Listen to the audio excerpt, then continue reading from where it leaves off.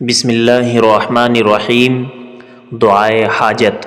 اللہم انی اسألک و اتوجہ الیک بنبیک سیدنا محمد صلی اللہ تعالی علیہ وسلم نبی الرحمت یا رسول اللہ انی توجہت بک الی ربی لیقضی لی فی حاجتی ہذہ اللہم فشفعہ فی۔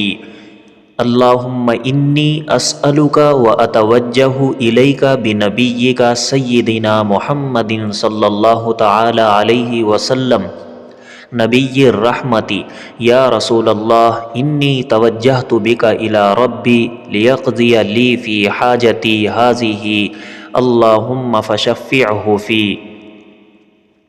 ایک نابینا صحابی دربار رسالت میں حاضر ہوئے اور عرض کیا، حضور دعا فرمائیں کہ اللہ تعالیٰ میری آنکھوں میں بینائی عطا فرمائے۔ حضور پاک صلی اللہ علیہ وسلم نے فرمایا کہ اچھی طرح وضو کرو اور یوں دعا مانگو، یعنی مسواک اور تمام سنتوں کے ساتھ وضو کر کے 2 رکعت نماز حاجت پڑھیں، پھر یہ دعا حاجت یعنی دعائے حاجت مانگیں۔ اس سے معلوم ہوا کہ سرکار نے اپنے امتی کو دعا میں وسیلے کے الفاظ تعلیم فرمائے تاکہ مسلمان قیامت تک اس سے فائدہ حاصل کریں۔